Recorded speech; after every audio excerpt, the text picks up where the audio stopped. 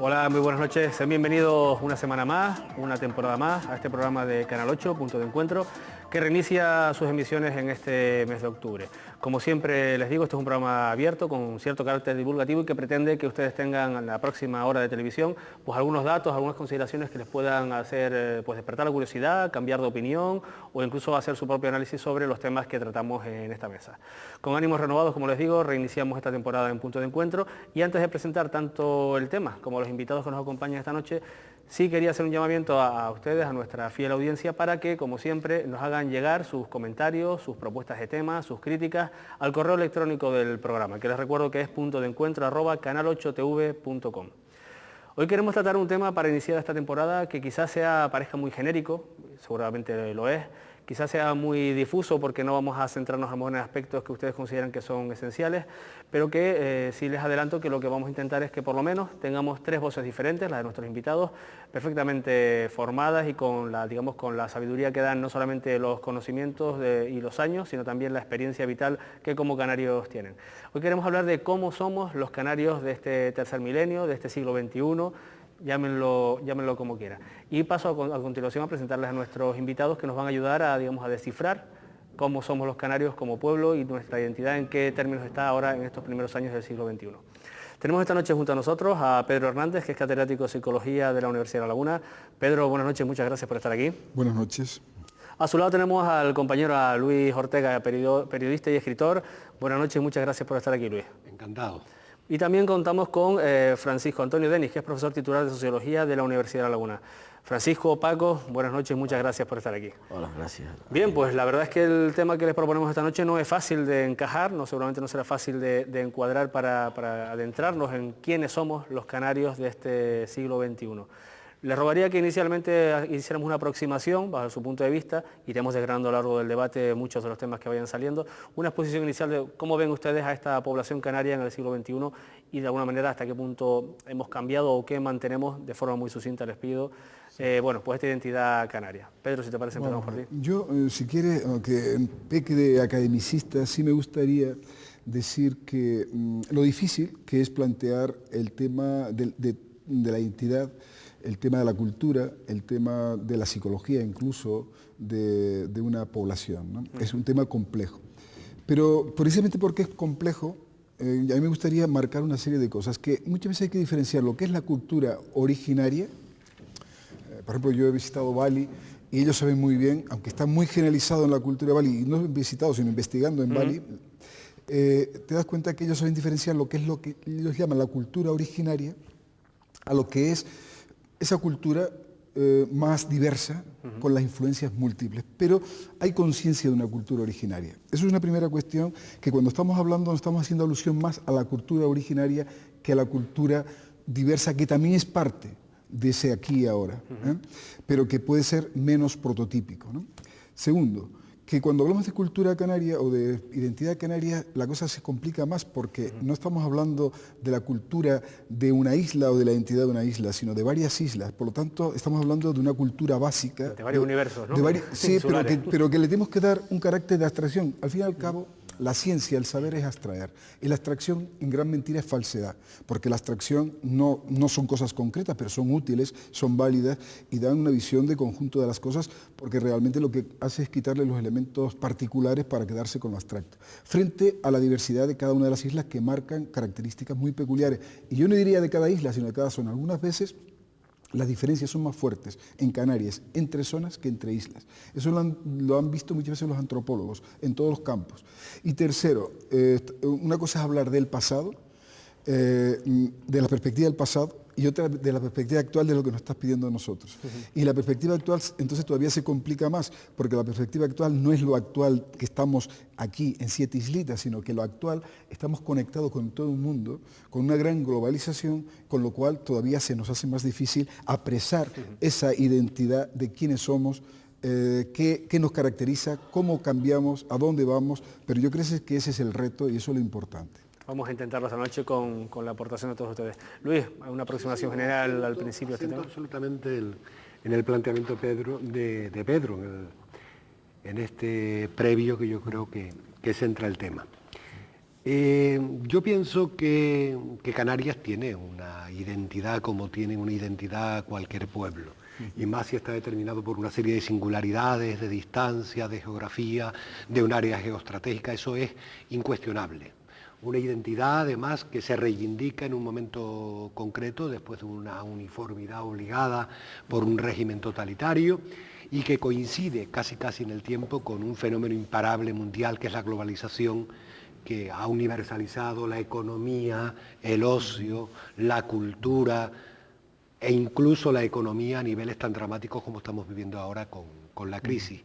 En medio de esa situación, coger y decir la salud, el Estado, las posibilidades de mantener esa identidad que existe y ha existido, pues bueno, pues eso es un poco jugar a augures, ¿no? Lo que sí podemos decir es que todavía hoy, y haciendo una consideración de la diversidad geográfica y de la diversidad incluso comarcal, podemos encontrar entidades con una cultura perfectamente definida, en núcleos rurales, incluso en núcleos urbanos de Canarias, y al mismo tiempo unas parcelas sociales donde esos signos de confusión entre la universalización y lo local están demostrándose cada día. Paco, inicialmente, ¿cómo ves este tema? ¿Cómo lo podemos afrontar?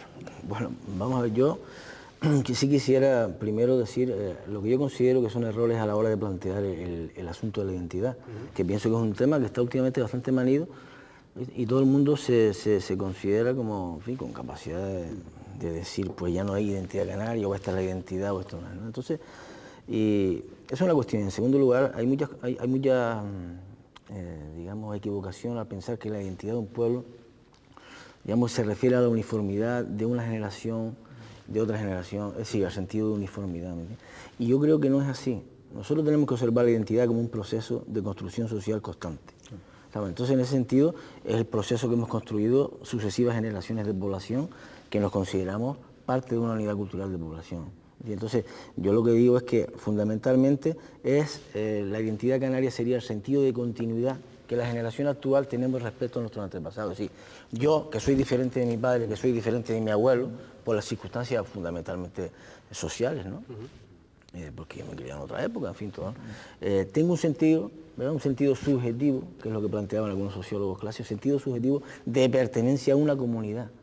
Y eso está por encima de los referentes que muchas veces se grimen como elementos fundamentales de la identidad, por ejemplo, el campo, el mago, los mauros, el folclore, o sea, por encima de todos esos referentes, que evidentemente son referentes, ¿viste? Y elementos en los que nosotros expresamos esa identidad, nosotros tenemos, si es que lo tenemos, no, yo creo que sí, un sentido de pertenencia a una generación, a una unidad cultural de población hoy a través de las generaciones, ¿me explico? Entonces yo soy en mis circunstancias actualmente, ¿no? Entonces, claro, yo creo que la identidad no alude a uniformidad. No alude a uniformidad, es un error. No es un ente que esté pasivo ni parado, al contrario. Alude fundamentalmente al sentimiento de pertenencia, ¿viste? Al sentido de continuidad que una generación se da a sí misma respecto a las demás. En ese sentido, digo que los canarios hoy en día somos nosotros, evidentemente, con el proceso que estamos viviendo. De entrada diría eso, y otra cuestión, ¿no? Por ejemplo, respecto al fenómeno de la globalización también, tú sabes que muchos intelectuales que empezaron a pensar sobre el efecto de la globalización, ¿no? Que hay otros muchos que pensamos que una globalización fundamentalmente financiera, económica, pues lo que dijeron fue que era el fin de los nacionalismos, de las identidades nacionales y demás. Yo creo que la globalización, uno de los efectos que ha tenido es que, precisamente porque ha producido la desvertebración social identitaria tan grande, ¿no? Ha comprometido a muchos pueblos y a muchas comunidades a buscar su identidad, a aferrarse a determinados elementos, y no solamente religiosos, sino territoriales, lingüísticos, culturales, ¿me entiendes? Entonces, dice que la globalización, a la vez que desvertebra, compromete a los pueblos en su búsqueda más firme, si quieres, de... Sí, a mí lo que está diciendo... perdón, sí. Sí, no, totalmente de acuerdo y efectivamente, ¿no? En los anuncios, en los pregoneros de la globalización se hablaba del final de los nacionalismos y ya ha resultado lo contrario. La exultancia de los nacionalismos latentes ha sido en este momento único en la historia. Ha superado en algún momento todo lo que fue la efervescencia nacionalista del siglo XIX, que luego acabaron con ella o la soterraron los grandes movimientos políticos. Estamos en un proceso, indudablemente, de reivindicaciones territoriales y de reivindicaciones porque yo creo que la gente se revela ante el saco general donde todo está. Y de reivindicaciones comunitarias. No sé, Pedro, lo que opinas, pero es que la globalización ha consistido fundamentalmente en destrozar comunidades. O sea, comunidades económicas, comunidades de clase, explico, comunidades territoriales. Entonces, en reivindicar comunidades, yo creo, además, yo creo que si, yo diría que una seña de identidad de los canarios es el deseo de comunidad. Me parece a mí, de si a los canarios les costaría vivir en un sitio que no se sintieran parte de una comunidad. Nos costaría, porque incluso los procesos de urbanización que se dieron en los años 60, 70, de que, por ejemplo, yo soy fiel exponente, nací en el 61 y me gocé el proceso de urbanización de Las Palmas de Gran Canaria, en uno de sus barrios, yo vi como la gente no perdió su identidad, la gente transformó su identidad. Es decir, que la identidad es como la energía, que nos decían que nunca desaparece, sino que se transforma. Sí, a propósito de eso, a mí me parece interesante, aunque estemos hablando en términos teóricos, pero que es muy interesante porque nos da pie para clarificarnos luego en todas las demás cosas, ¿no? Lo que está diciendo Paco concretamente, a mí me parece, primero, pero voy a hacer matices también para llevar un poquito a la contraria, ¿no? Es decir, estoy de acuerdo totalmente que la cultura y la identidad es un tema dinámico, como es dinámico nuestra propia personalidad. Nuestra personalidad no se queda enclavada a los 5 años ni a los 6 años, sino que va siendo distinto. Lo que pasa es que, curiosamente, no todas hay personas que son igualitos hacia el final que al principio, y otros que cambian muchísimo en todo ese proceso. Pasa lo mismo con los pueblos. Los pueblos van cambiando, pero cuidado, hay un tema importante, que a pesar de que se cambia, hay veces que hay gente que no lo reconoce, eso es cierto, pero hay veces que siempre dices, tienes tales rasgos que lo marcan y que eso ha sido muy estudiado como proceso psicológico. ¿Qué hace que a pesar de los años se siga manteniendo una serie, lo que llama la constancia perceptiva, por supuesto, siempre estamos hablando de subjetividades, por supuesto, ¿no? Pero con eso lo que quiero decir que estoy totalmente de acuerdo con el dinamismo y que estoy de acuerdo que la identidad se va amasando como una pelota de golf igual, se va amasando con distintas cosas, se va creciendo y se va construyendo. Pero hay unos elementos que son importantes porque desde mi punto de vista, podemos caer en un excesivo subjetivismo y relativismo. Primero, cuando tú dices que hay un problema de pertenencia, yo estoy de acuerdo porque lo más importante es la identidad vivida. Pero cuidado, hay identidades que hay gente que no la vive. Y por eso en sociología se diferencia los grupos de pertenencia con los grupos de referencia. Porque hay negros que no se consideran negros, se desprecian el hecho de ser negros porque no tienen sentido de pertenencia.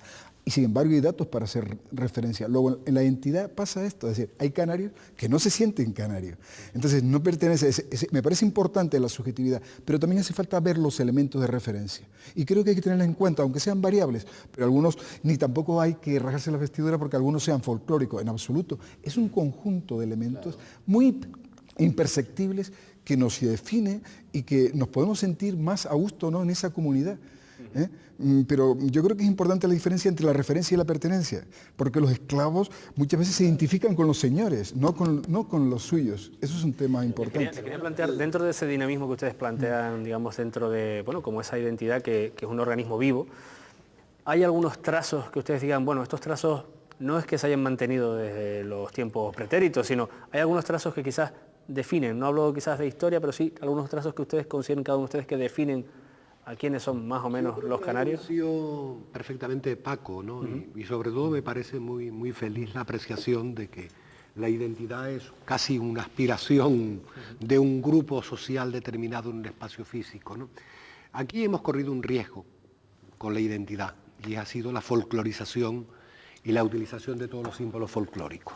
Aquí hemos entendido que la canariedad se ambientaba en una historia de esas, en cosas tan disparatadas como hacer una romería en un núcleo urbano sin tradición, como es en Mayo, en convertir la romería en el símbolo excelso del sentimiento patriótico de un pueblo, en sacralizar el folclore a niveles terribles, sobre todo sacralizarlo y sobre todo como impermeabilizarlo a las influencias y hacer un folclore muerto y repetitivo, cuando el folclore es algo que, como la identidad está en permanente pero el folclore canario, construcción. curiosamente, no es repetitivo.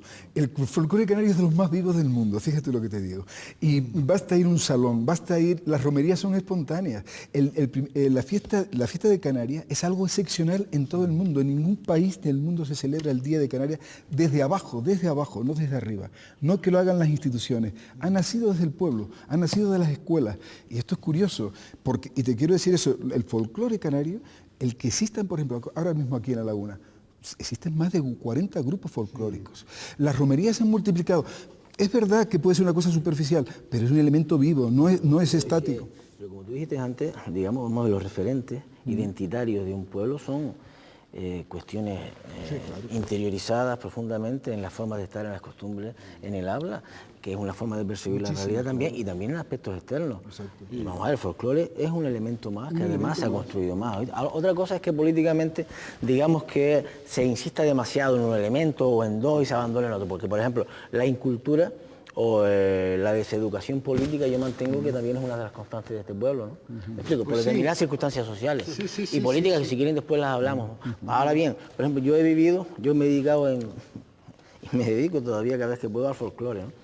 Con gente, amigos de toda la vida, que siempre cogíamos un timplito y una guitarra, y lejos de hacerlo porque así somos más canarios, que lo hacemos porque nos divertimos, lo pasamos bienísimo, y porque, en fin, es verdad que el folclore es una producción propia, si tú quieres, no originariamente, en fin, ningún folclore es originario de una zona, sino que, en fin, se nutre de muchas mezclas.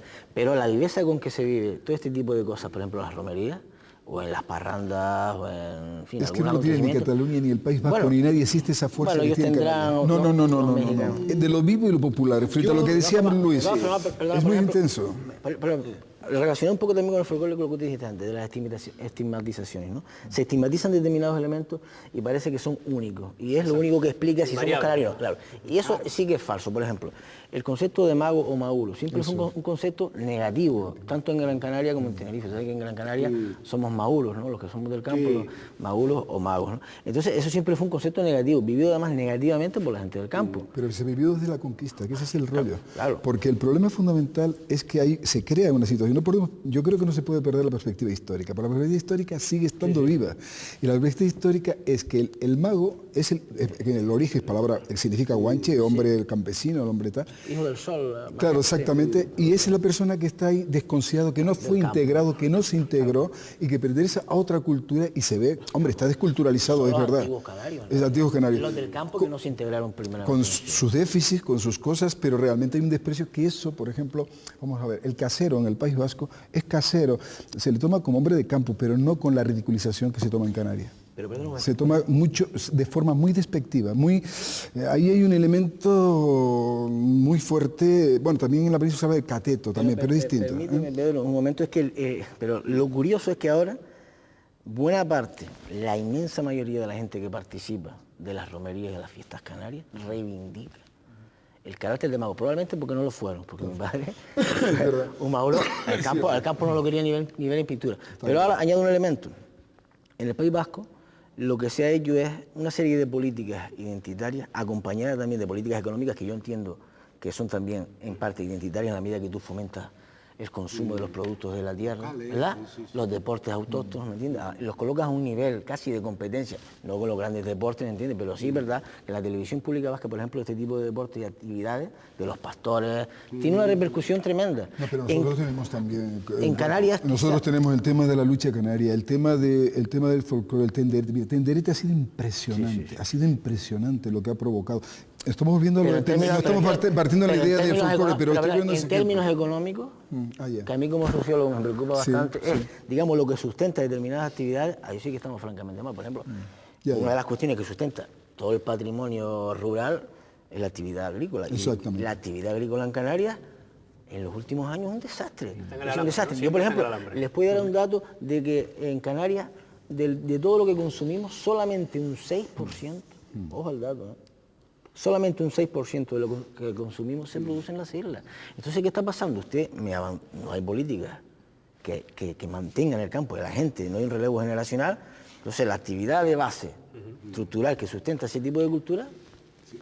Yo pienso dos cosas, ¿no? Y además voy al hilo de invocar a un paisano que yo creo que fue el que en los años 47, en la revista de historia de la Universidad de La Laguna, de un aldabonazo sobre lo que era el papel del folclore en un momento donde empezaba a agudizarse el proceso que está contando ahora Paco, que ya se ha consumado, que es un campo sin campesinos, un campo sin magos, sin maulos. O sea, alguno queda así, de modo heroico. Y en aquel momento él le daba al folclore, y lo interpretaba con la acepción inglesa de sabiduría del pueblo, ¿no? le daba el mismo valor a los folclores de importación, a las rancheras que se cantan en los pueblos y se bailan en los pueblos, con la misma asiduidad que el folclore autóctono, vamos a llamar así, o influido. Todos vivimos en un momento concreto que la efervescencia de un grupo que sí ha dinamizado, porque ha habido grandes grupos en Canarias que han entendido que el folclore hay que sacarlo de los estancos, sobre todo formales. La malagueña se sigue cantando en el mismo tiempo y salvo alguna variación heroica de Taburiente, algunas historias de los abandeños cantando de los cuatro tiempos de Fuerteventura. Exactamente. De los novios. Sí, salvo eso se canta y por el cantar vamos a reconocer a un insular determinado, ¿no?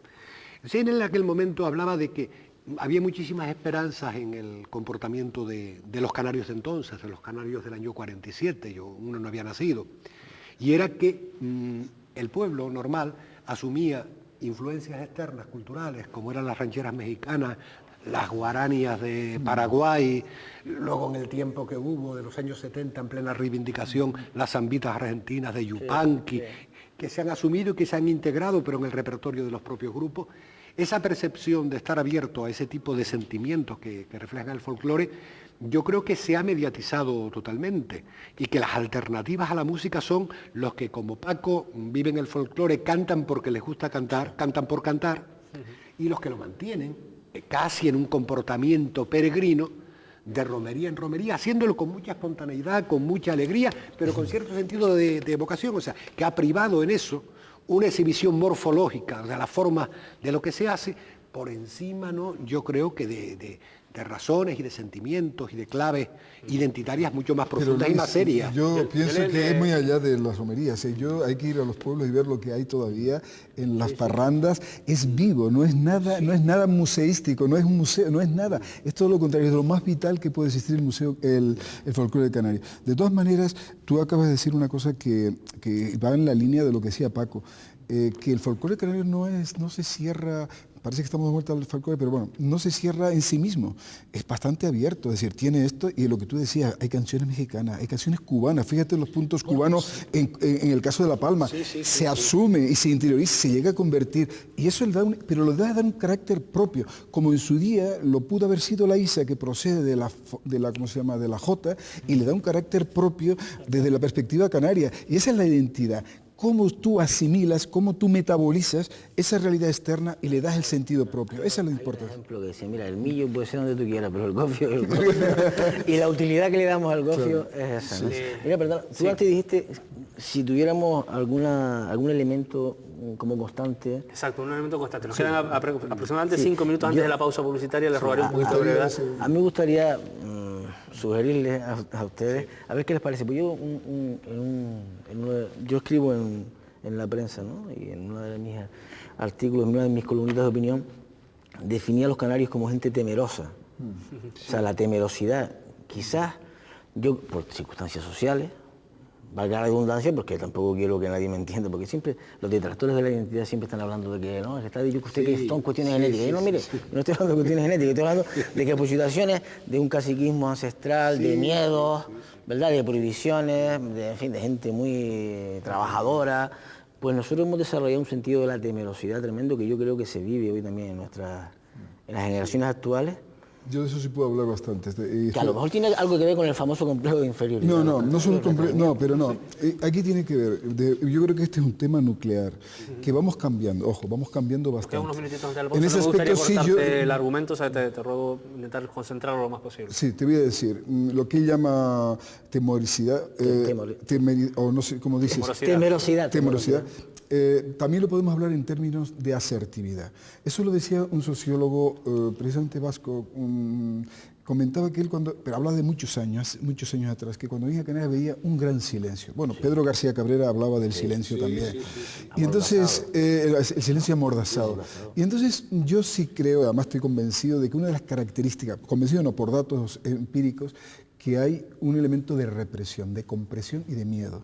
Entonces, ¿casi de autorrepresión? Sí, de no ser asertivo, de no decir las cosas directamente. Para mí es un fenómeno puramente colonial, sinceramente. Y nos han educado. Y que se ha educado así. Y entonces hay un elemento de miedo al ridículo, de miedo a decir las cosas abiertamente, o si no, explotas como un volcán. Una de las dos cosas, o explotas como un volcán o te caes. Muy de acuerdo contigo.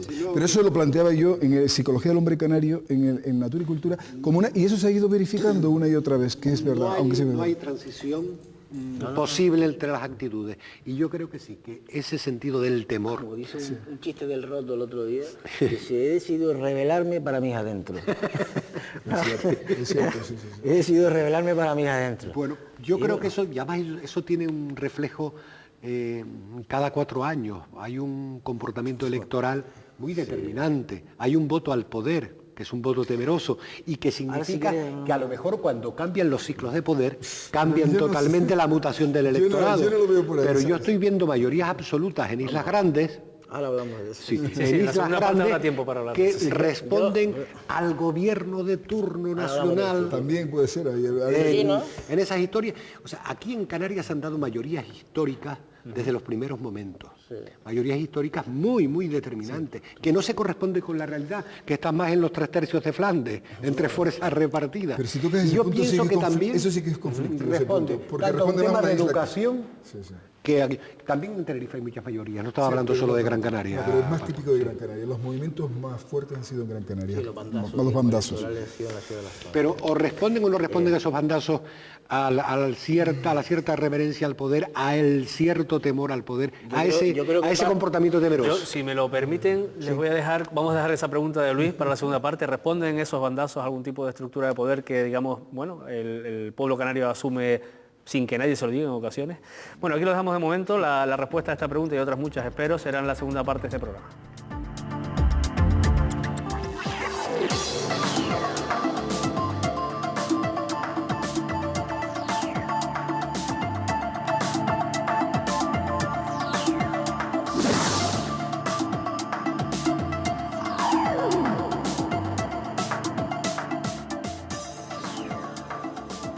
Buenas noches, aquí seguimos en Punto de Encuentro. Está el debate animado incluso durante la pausa publicitaria entre nuestros invitados referido al tema de hoy, que desde luego haría falta mucho más que una hora para hablar de todos, digamos, todos los matices que tiene, todos los argumentos que se pueden esgrimir en una dirección y en otra para tratar de describir, de decir o tratar de averiguar, de adivinar quiénes somos los canarios de este tercer milenio del siglo XXI.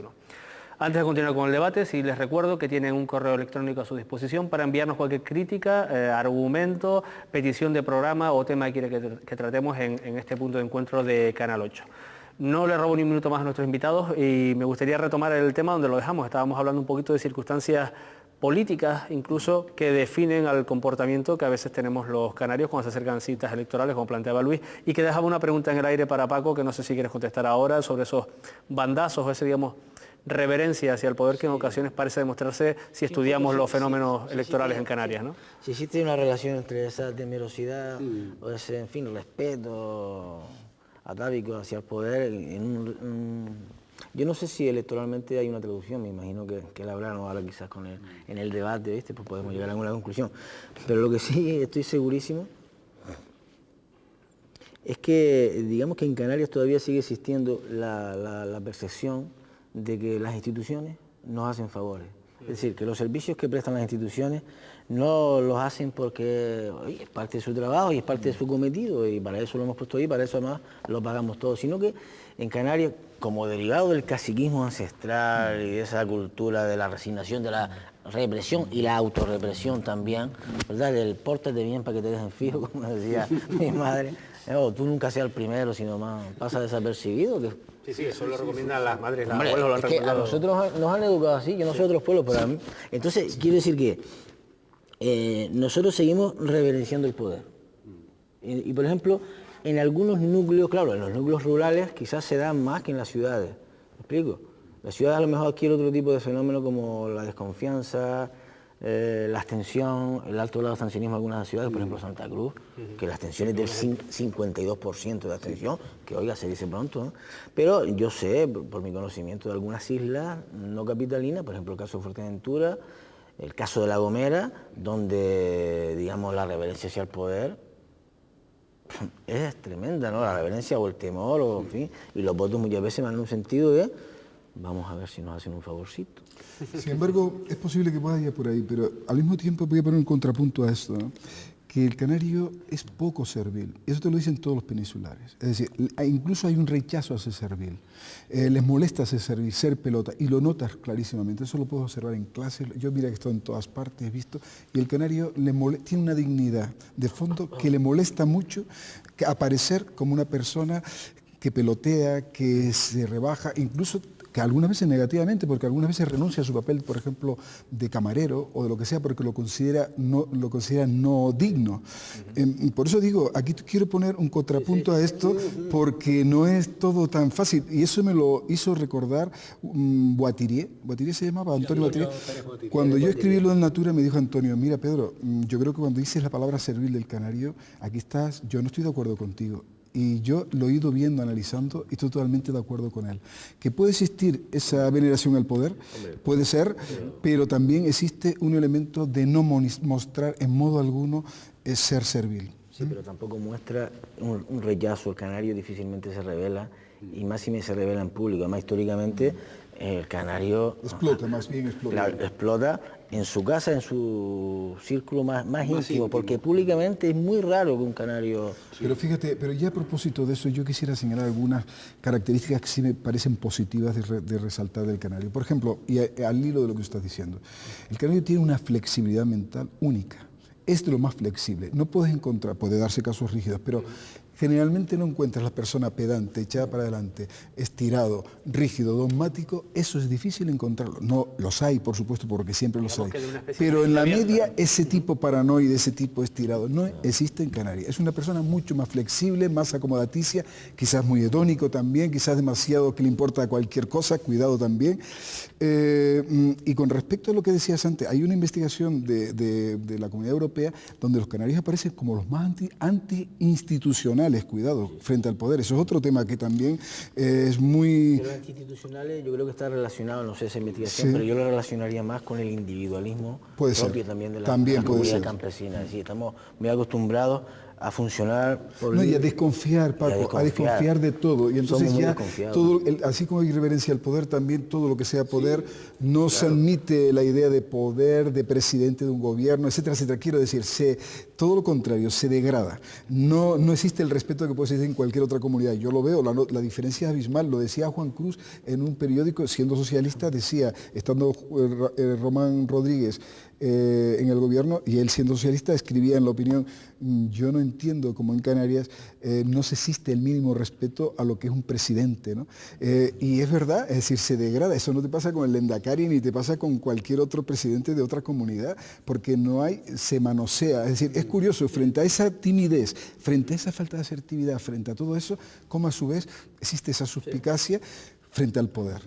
Eso es importante verlo. Y yo termino diciendo, porque ya no da tiempo, ver también el humor del canario. El cariño del canario y el humor es una constante también fuerte. Es decir, el humor está mezclado con el cariño. No es un humor como el catalán, en plan serio, cerebral, intelectual.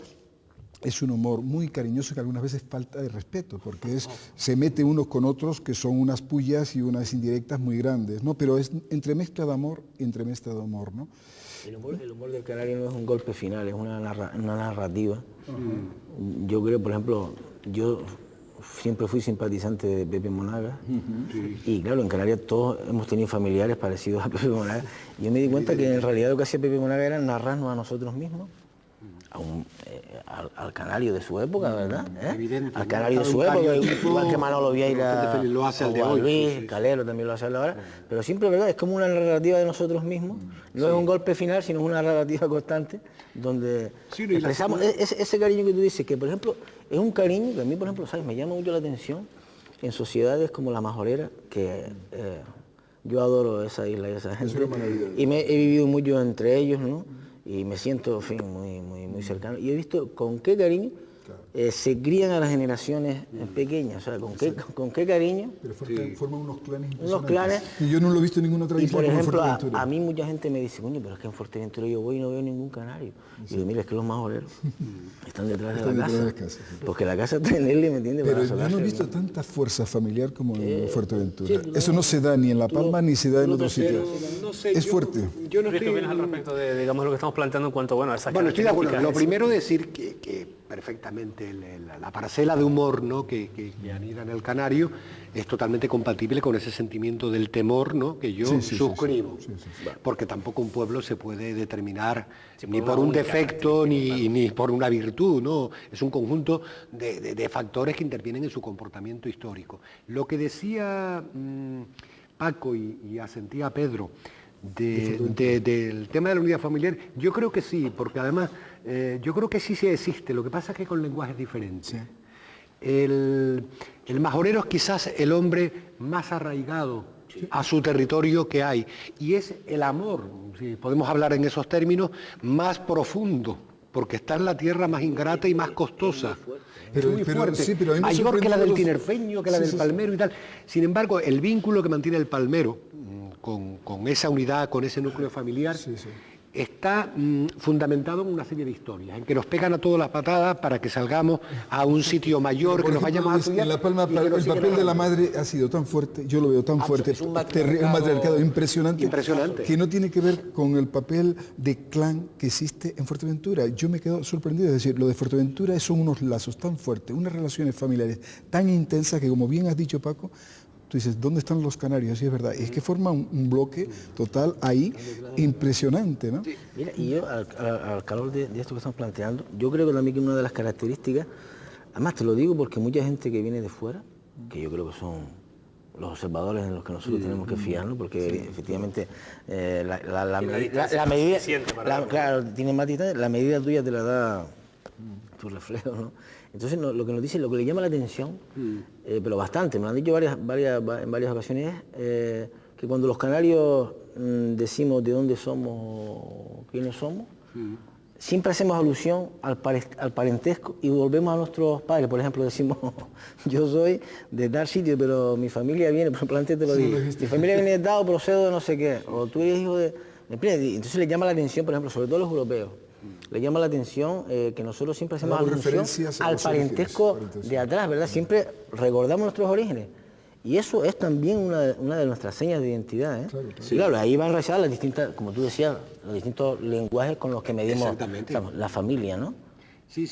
Pero yo además pienso una cosa que cuando yo oigo o veo una propaganda hay como una especie de tentación muy grande a la unicidad. Sí, claro. Y decir un solo pueblo en Canarias me parece a mí un atrevimiento. Aquí hay muchos pueblos que tenemos esos sentimientos comunes, que tenemos, pero la reducción esa no nos hace feliz, porque a lo mejor cada uno como somos, sumamos, ¿no? Y sumamos una serie de características globales que nos hacen ser perfectamente singulares. Pero esa reducción... fundamentalmente a eso, ¿no? Yo no lo sé cómo lo plantean. Yo lo que sé es que no me suena demasiado bien ni como eslogan, ni como estrategia, ni siquiera gráficamente. Porque un pueblo tiene una serie de vínculos comunes que van más allá. Sí funciona, siempre ha funcionado esa idea. Sí. ¿Tú crees que es un mensaje en los años 70 políticamente funcionó mucho con la Unión del Pueblo Canario, nuestra tierra, nuestra gente, que son lemas que, aunque parece que ahora son de Coalición Canaria, pues son lemas heredados de esa tradición del nacionalismo de izquierda. Y yo creo que sí funciona. Y yo personalmente veo muchas similitudes entre todos los canarios, pero muchísimas. Yo también veo similitudes, pero veo las diferencias también. Por ejemplo, el sentido perfeccionista de los palmeros, el sentido sentimental del palmero, el sentido maternal incluso del palmero, el palmero que ama más la tierra que a la gente que vive en La Palma, el palmero que, es decir, que hay unas características muy diferenciales, ¿entiendes?, en cada uno de los sitios, pero eso no quita que tú veas en general los canarios, póntelos fuera, y en general se nota un talante y un estilo, hombre, como en todas las cosas habrá, no es que sea... Exactamente. Les quería preguntar por una cuestión que, digamos, es doble, ¿no? Es la población canaria, muchas veces se habla que hay un respeto hacia los mayores, un respeto hacia la memoria, acabas de referirte, Paco, ahora, bueno, a veces referirnos siempre a los orígenes, pues, bien por vinculación familiar o incluso geográfica, depende de los casos. Ese parámetro se mantiene vivo, ¿creen que se percibe en los canarios, no sé si en los canarios más jóvenes o si en los canarios en general? ¿Qué opinan al respecto de ese respeto a la memoria, a los mayores? ¿En qué punto lo tenemos? Yo ahí tengo muchas dudas. Yo tengo muchas dudas porque ahí sí que entro yo en el terreno, no de la globalización, sino de la tecnología y de los procesos que no sabes hasta qué punto existen esas conexiones con esas realidades. Yo ahí sí, y estamos hablando a niveles nuestros, pero yo en el mundo más joven todavía se conservan muchas cosas, pero todavía no más, yo tengo, o sea, dudas. No lo sé exactamente, a lo mejor se mantiene, pero no tendría capacidad para hablar de eso.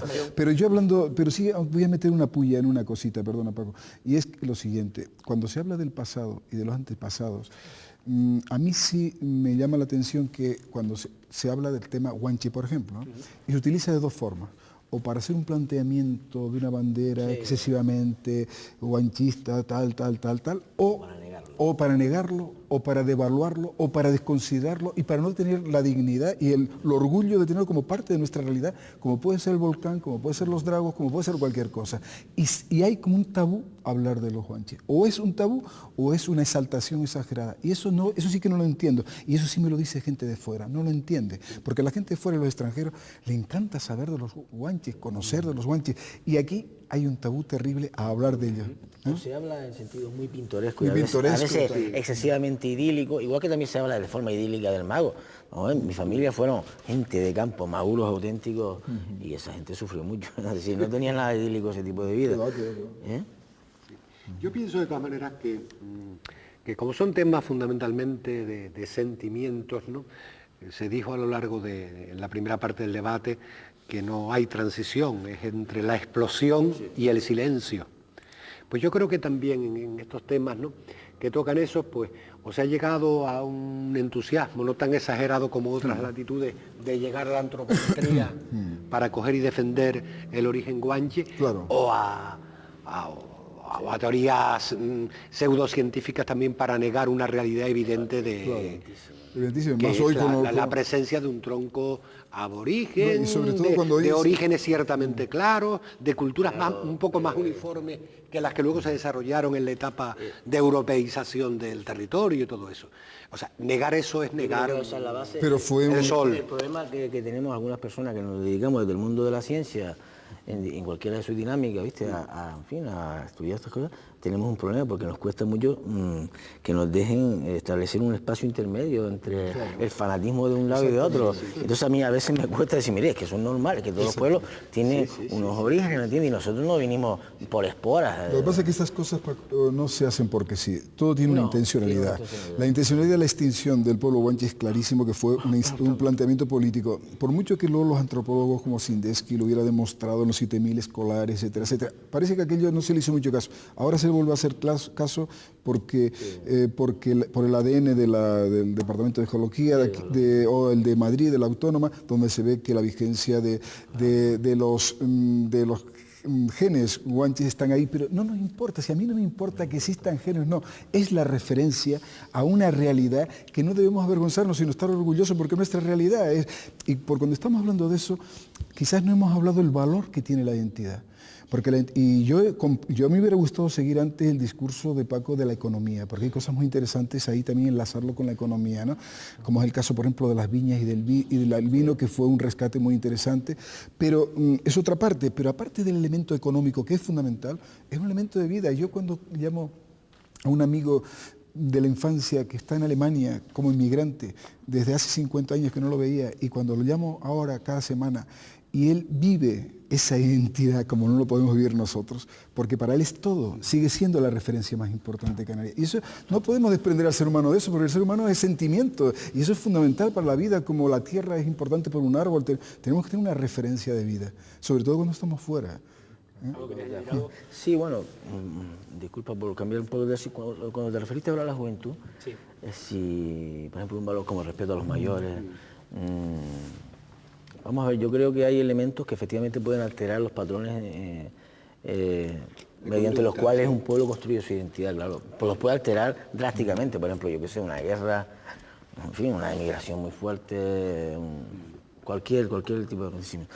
Entonces yo creo que al acontecimiento de tipo mediático, de tipo tecnológico, como llamarlo, en fin, los efectos culturales de la globalización quizás sí están afectando algunos elementos, y yo creo que precisamente por estar, como tú decías también, en una transición constante, digamos que ese sector de la juventud, que se caracteriza, yo creo, fundamentalmente por una incertidumbre enorme, incertidumbre, por ejemplo, nosotros no teníamos, a las edades que hoy la juventud tiene esa incertidumbre, yo nunca la tuve. Yo más o menos sabía cuál era el itinerario de mi vida, podía ir más o menos por aquí y por allá, pero más o menos sabía para dónde iba. Se ha preguntado el camino, sí, ¿no? más o menos, había varias opciones, pero en fin. Pero claro, actualmente hay una incertidumbre muy grande, hay un trasiego de valores, de influencias, ¿verdad?, que es difícilmente controlable y están generando algunos problemas culturales, ¿verdad? No solamente en la juventud, sino también en las familias, un cambio de hábito espectacular. Y entonces, bueno, como tú decías también, y te recojo otra vez, si yo tuviera que decir, una vez me preguntó un compañero de Fuerteventura precisamente, dice, ¿tú cómo dirías que es esta sociedad? Y estamos así medio... Tampoco estábamos tan serios, le digo, pues esta sociedad es como una lavadora, lo que pasa es que antes la lavadora era vieja y no centrifugaba como ahora, pero ahora estamos centrifugando a 1000 revoluciones. ¿Sí? Sí. Es lo mismo, es decir, una sociedad capitalista mucho más salvaje, mucho más, y si no, miren ustedes la crisis en la que estamos. Les quería aprovechando ese argumento, Paco, ¿qué papel ha jugado o tenía que haber jugado, lo dejo ahí en el aire para que ustedes lo respondan, pues digamos, las instituciones educativas en Canarias a lo largo de estos últimos años para, digamos, entre comillas, preservar lo que haya que preservar, lo que sea preservable, y sobre todo que las nuevas generaciones conozcan, porque yo creo que al final, más allá de preservar, debe estar el conocimiento por lo menos de algunas cuestiones que son importantes. El papel de la educación en Canarias, yo sé que es muy complicado, pero referido a este tema un poquito de quiénes somos los canarios, de identidad, casi de la historia, ¿no? Bueno, vamos a ver, a mí me afecta esto mucho, por muchas cosas, ¿no? Yo te digo que yo lamentablemente puedo decir que en este momento el tema del conocimiento de Canarias es peor que en ninguna otra época, y que los libros de textos siguen siendo libros de textos traídos de fuera, donde de Canarias se hace la mínima expresión. Yo me di cuenta de gente que a lo mejor conoces, gente de 30 y tantos años, lo que fuera, y dice, hombre, yo el Natura, eso lo vi, tal, por lo menos vio en la escuela el Natura y conoció el Natura y se le hablaba a los maestros de temas de identidad y de temas de cultura canaria. Pero es que hoy eso no se da, y además te resulta incomprensible que gobiernos nacionalistas no hayan sido capaces de remarcar un aspecto que es lo mínimo de cualquier partido nacionalista, que es la idea de la propia identidad, es decir, no se ha utilizado. O sea, que cuando estamos hablando de nacionalismo no ha habido ninguna utilización, para todo lo contrario. Es decir, lo mínimo, es decir, que en las escuelas potenciar todo lo que exista, los mismos contenidos canarios, ha habido algunas iniciativas, ha habido algunas cosas, pero se queda todo en agua de borraja. Y eso es incomprensible. Por eso yo sigo creyendo, a pesar de todo, y concretamente ponía el ejemplo del Día de Canarias, en el que participan incluso los inmigrantes como nada, que a mí me ha sorprendido, que haya sido una cosa de abajo arriba. Que no haya, yo prefiero que el gobierno o quien sea motive, incite, pero que no se meta demasiado. Yo prefiero que sea desde abajo donde se vayan desarrollando todos estos tipos de movimientos. Sobre el tema educativo, hombre, yo pensé que no íbamos a coincidir, Pedro, en este análisis. Coincido plenamente con lo que estás diciendo. Desgraciadamente, las instituciones en Canarias no han procedido, digamos, a una verbalización, a una escritura de nuestra cultura en formato didáctico, obligatorio, con financiación y aprovechando todo el potencial que durante el final de los años 70, en aquellas camadas del magisterio que se formaron, tenía una energía tremenda de las escuelas de verano, del movimiento de renovación pedagógica, eso no se aprovechó. Y entonces, fíjate tú, estamos en una situación pésima. O sea, es una calamitosa el asunto de los contenidos canarios, el desconocimiento total de nuestra realidad. Es tal que, por ejemplo, la semana pasada la Consejería de Educación suspendió el programa de contenidos canarios. Lo suspendió. Y eso es increíble, que es lo que a mí me lleva a decir que este gobierno no es un gobierno nacionalista. Un gobierno nacionalista, una de sus prioridades... Cuidaría esos detalles, ¿no? Esa sería una de sus prioridades, pero, por ejemplo, siempre mantuvo, desde los años 80 y pico, ¿verdad? Estaba este hombre, Fernando García Ramos, creo, mantuvo, posterior, un programa de contenidos con 2 personas para todo el archipiélago, cosa que a nosotros nos parecía absolutamente insuficiente. 2 personas coordinadas de un programa de contenido canario para todo el archipiélago canario, Bueno, pues, le parecía mucho y lo suspendió. Entonces, actualmente nos hemos quedado en las escuelas de primaria y secundaria sin apoyo para impartir este tipo de docencia. Y siempre además se dejó al libre albedrío, a la buena intención de algunas personas que sacaban de su tiempo, ponían su dinero, ¿verdad?, para hacer unidades didácticas, ¿me entiendes? Investigaciones. Eso no es así, eso es... Me parece que atenta contra la democracia, porque un pueblo tiene derecho a que sus instituciones la representen culturalmente o velen también por la reproducción de su identidad. Y me gustaría, bueno, nos quedan 5 minutos, también les informo. Me gustaría oír tu opinión al respecto, Luis, sobre el tema educativo, y a continuación una, digamos, última intervención de cada uno de ustedes, quizás un poco corta, también el tiempo en televisión, ya sabes. Yo suscribo en parte, sobre todo en el fondo, la reivindicación que hacen Pedro y Paco en cuanto a contenidos. Pero es que yo tengo hijos pequeños y me he llevado un desencanto terrible con los textos escolares por lo general. Porque es que a lo mejor a los chicos no les explican nada de nuestra geología, que es determinante aquí, o el régimen de aguas, que es diferente en cada isla, pero es que tampoco le explican lo que es un tren o lo que es un valle, o lo que es la desembocadura de un río. Y yo creo que hay una historia que Canarias también tiene como identidad, que ha sido una curiosidad obligatoria por el exterior, por la geografía del exterior, por la historia del exterior, porque ha sido determinante en la conformación de nuestra propia historia y de nuestra propia identidad. Yo me he llevado un desencanto, como padre, yo soy un maestro de secano porque nunca ejercí, me he llevado una excepción viendo los textos escolares que estudian mis hijos. Y el brete en el que te ponen para contestarle una historia y tener que ir a una enciclopedia para evitar el Encarta, que también me parece como alternativa bastante insuficiente para formar a unos chicos que están ahora en la edad ideal para aprender los conocimientos básicos. Les comento, 1 minuto para cada uno. Pedro, le digo, el tiempo es el que hay, sí, o sea, te rogaría que... Yo, aprovechando de Encarta, enciclopedia, cultura, educación, tengo que hacer publicidad de una cosa. Tengo que hacer publicidad de nuestra enciclopedia virtual, la gran enciclopedia virtual de las Islas Canarias, GEVIC, que no es más allá que el Natura. El Natura es un punto de partida que está llevando a la red de forma pública y gratuita. Lo digo muy importante porque seguimos manteniendo la idea de que hay que potenciar la posibilidad de esa cultura y de esa identidad, porque ahora el chico ya no lee tanto el libro de texto, sobre todo va a Internet. Y sabemos que Internet va a ser el elemento referencial básico, y allí estamos metiendo con nuestro dinero, con nuestro esfuerzo, con nuestro trabajo. Lo mismo que hicimos en el año 77, lo seguimos haciendo a través de Heavy, que invito a todos, heavy.net, que lo vean porque es maravilloso la cantidad de animaciones. Eso que estamos en fase, claro, esto sin apoyo, sin ayuda es muy difícil, pero es una aventura terrible, apasionante, interesantísima, y que me gustaría que lo conocieran porque es terrible, ¿no? Es una forma de contribuir a esa identidad de la que hablabas.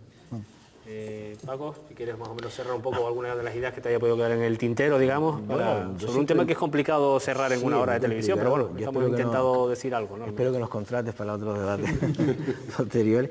No, yo sigo pensando que los canarios seguimos teniendo y buscando y desarrollando ese sentido y ese sentimiento subjetivo, claro, de pertenencia a una unidad cultural de población con todas sus peculiaridades.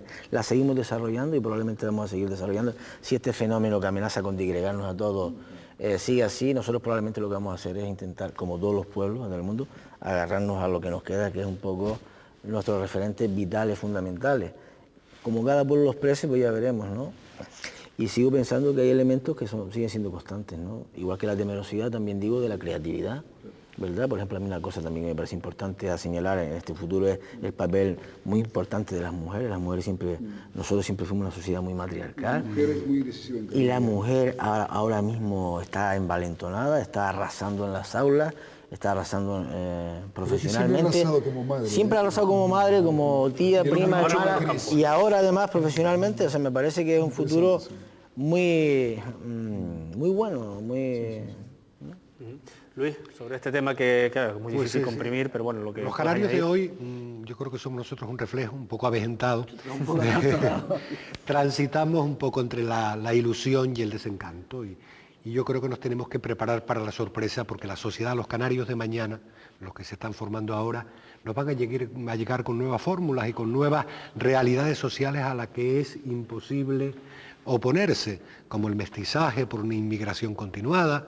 Los amigos de mis hijos se llaman Mohamed y Luis Alfonso porque vienen de Latinoamérica, y Babacar porque vienen de Senegal, están conviviendo, y a esa realidad nos tenemos que acostumbrar, a lo mejor integrando generosamente, como nos han integrado los canarios cuando hemos sido inmigrantes, a esa gente que está llegando y que tienen todos sus derechos en una realidad que se llama Canarias y que está siempre en permanente construcción.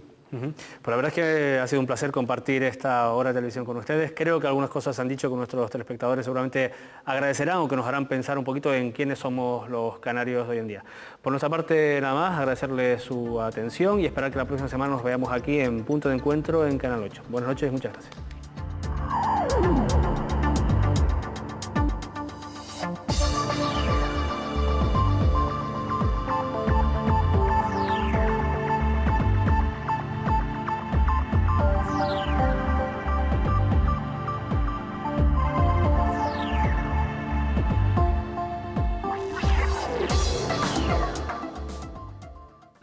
Yeah.